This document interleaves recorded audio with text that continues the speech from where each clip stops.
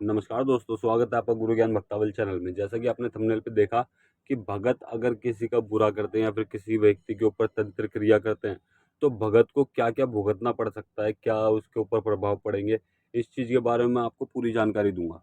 सबसे पहले मैं आपको बता दूँ, देखिए भगत जो होते हैं वो जल्दी से तो किसी का बुरा नहीं करते, ठीक है?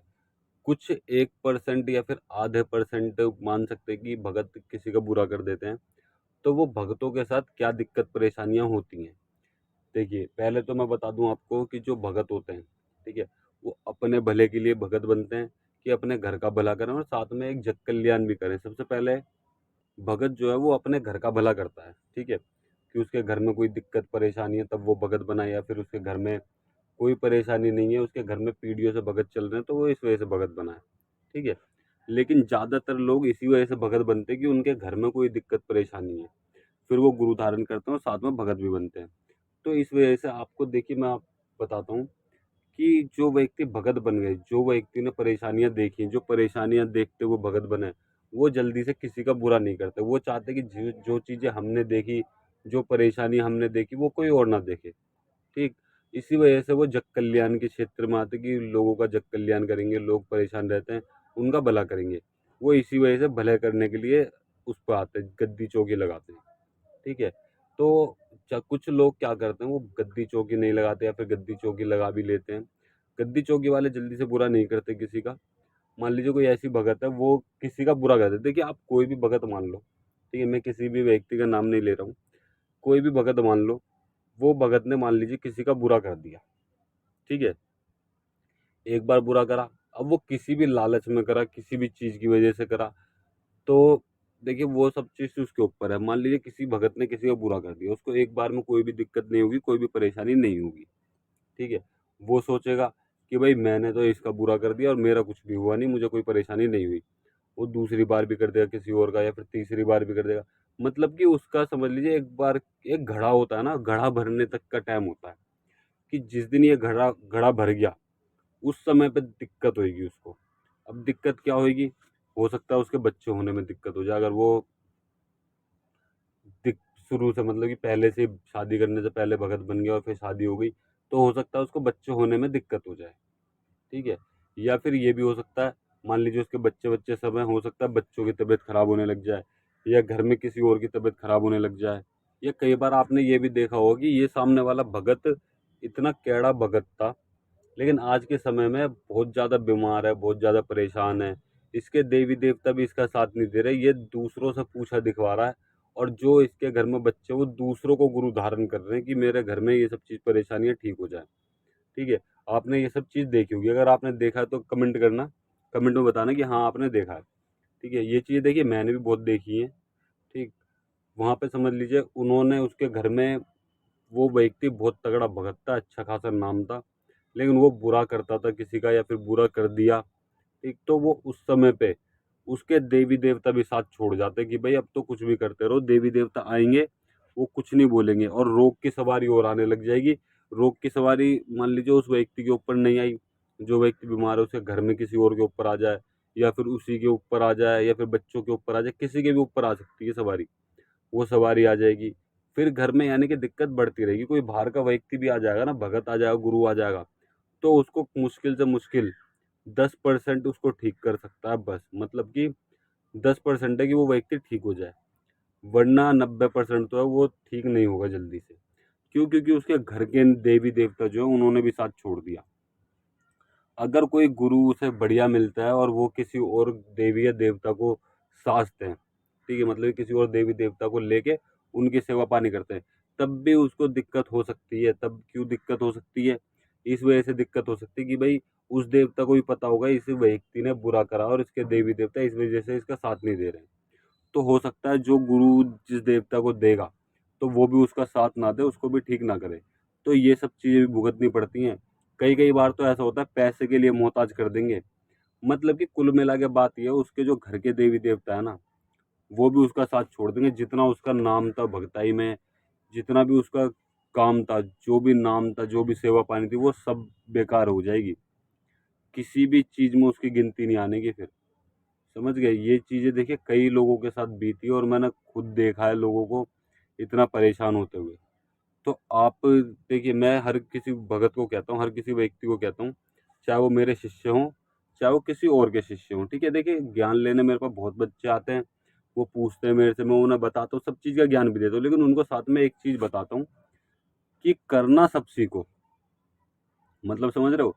करना सब सीखो, अच्छा करना सीखो, बुरा करना सीखो, तब बुरा करना आएगा कि भाई सामने वाले ने करतब करा किसी के ऊपर।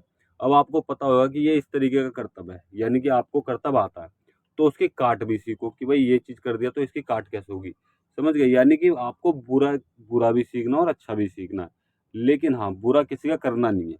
आपको पता होना चाहिए कि सामने वाले ने अगर करतब किया है तो ये किस लेवल का करतब है, किस लेवल की चीज़ भेजी है उसने, आपको ये चीज़ें पता होनी चाहिए। करना सब सीखो, लेकिन करो सिर्फ अच्छा, बुरा भी सीखो, अच्छा भी सीखो। करना आपको सिर्फ अच्छा है, किसी का बुरा नहीं करना। देखिए, क्या-क्या काम आपको नहीं करने चाहिए।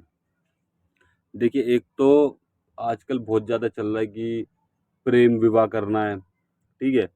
और कि लड़की मेरे से बात नहीं कर रही या फिर लड़का मेरे से बात नहीं कर रहा, फिर बहुत से भगत उन दोनों की शादियाँ करवा देते हैं, ठीक है? ये चीज़ भी गलत है।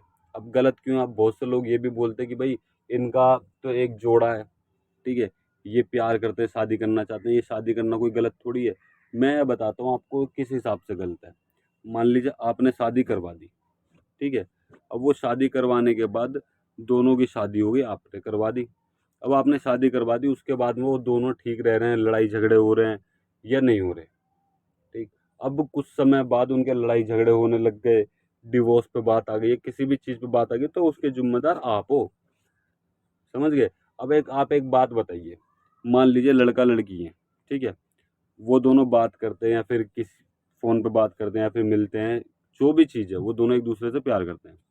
अब अगर लड़का ठीक है, तो लड़की के घर वाले मना नहीं करेंगे, लड़की ठीक है तो लड़के के घर वाले नहीं मना करेंगे।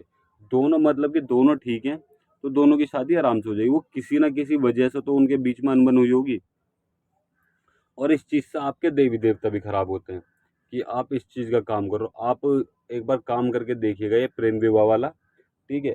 तो आपके बाकी काम होने बंद हो जाएँगे। जो आपके देवी-देवता रोग हटा देते हैं ना बड़े से बड़े, वो रोग हटने बंद हो जाएँगे। उस काम में उतनी देरी लगने लग जाएगी। तो आपको ये काम भी नहीं करने चाहिए, ठीक है? बहुत से लोग झूठ भी बोल देते हैं कि मेरी पत्नी है वो वहाँ पे नहीं आ रही, आपने वो काम कर दिया, तो किसी और को भी वो कर देते हैं। तो आपको ये चीज़ भी मैंने देखी है, ये चीज़ मैं डिटेल में आपको फिर कभी बताऊँगा। तो मैं आपको बताता हूँ मेन चीज़ कि आपको क्या-क्या काम नहीं करना चाहिए। एक तो सबसे पहली चीज़, किसी का बुरा नहीं करना, ठीक है? वो एक गाँठ मार लो कि मुझे ये काम नहीं करने। आपकी भगताई चलती रहेगी। बहुत से भगत कहते हैं कि भगताई 20 साल तक चलती है। ऐसा कुछ नहीं है, जब तक भगत की भक्ति है, जब तक भगताई चलेगी। समझ गए? तो ऐसा कुछ नहीं कि 20 साल तक चलती है। जब तक भगत की भक्ति है और जब तक उसका जीवन है, जब तक उसकी भक्ताई चलती है। अब मैं आपको बताता हूँ आपको क्या-क्या नहीं करना। सबसे पहली चीज़, तो आपको किसी का बुरा नहीं करना, ठीक है? किसी का भी बुरा नहीं करना। बाकी देखिए, मैं आपको सिर्फ़ बता सकता हूँ, आपको पहली चीज़ तो किसी का बुरा नहीं करना।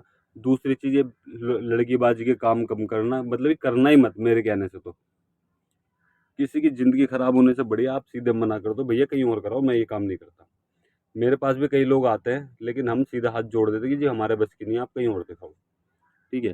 सबसे पहली चीज़, किसी का बुरा नहीं करना। दूसरा, ये लड़की-वड़की का काम नहीं करना। अगर पति-पत्नी में कोई किसी वजह से मनमुटाव है, कोई चीज़ है, तो आप उस चीज़ को कर सकते हो। उस चीज़ में कोई भी दिक्कत नहीं है, कोई भी परेशानी नहीं है, ठीक है? और क्या नहीं करना, तीसरी चीज़ आपको किसी बहन-बेटी की कोख नहीं बाँधनी, ठीक है? कोख खोल सकते हो, कोख बाँधनी नहीं है आपको किसी की भी।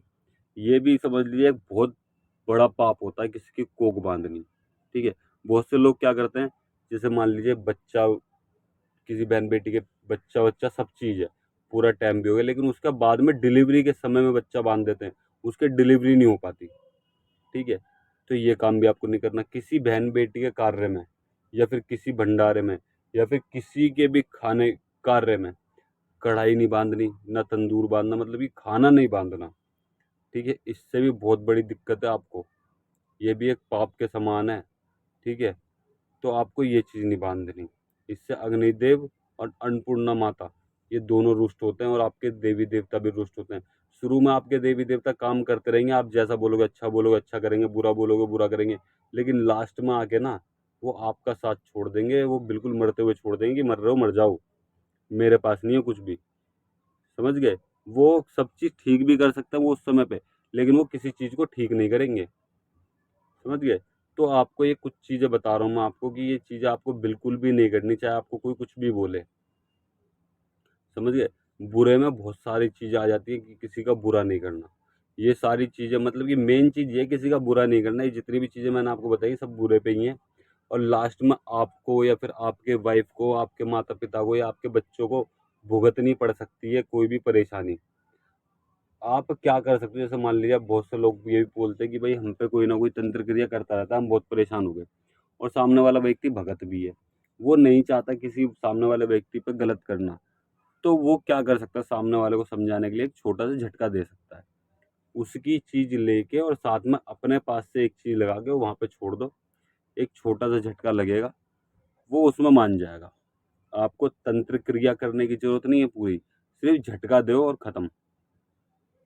झटका दे के हल्की-सी उन्हें चेतावनी, एक तरीके से चेतावनी दे दो कि भाई थोड़ी-सी झटका आ गया है, और सामने वाला समझ जाता है कि भाई इसने मेरे घर पे ये झटका दे दिया, तो ये आगे क्या-क्या कर सकता है।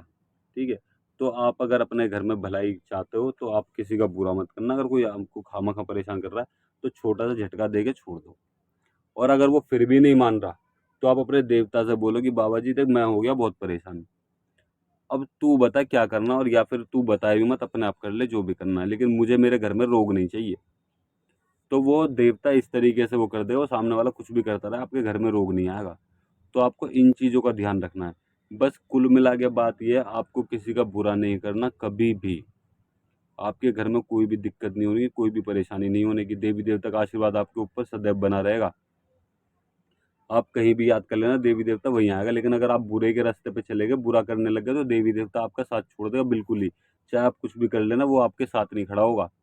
तो इस चीज़ का ध्यान रखना, और जग कल्याण करो, लोगों का भला करो, अपने घर का भला करो, और कोई भी कुछ भी चीज़ मत सोचो कोई आपको कुछ दे रहा है, क्योंकि बहुत से लोग बहुत पैसा भी देते हैं कि गलत करने के लिए, कि मैं आपको इतने पैसे दे रहा हूँ, ये गलत काम कर दो। तो आपको वो चीज़ नहीं करनी है। ठीक है? और अगर आपको हमारे द्वारा दी गई जानकारी अच्छी लगी हो तो वीडियो को लाइक करें, चैनल को सब्सक्राइब करें और बेल आइकन जरूर दबाएं, ताकि हमारे द्वारा दी गई जानकारी आप तक समय पर पहुंच सके।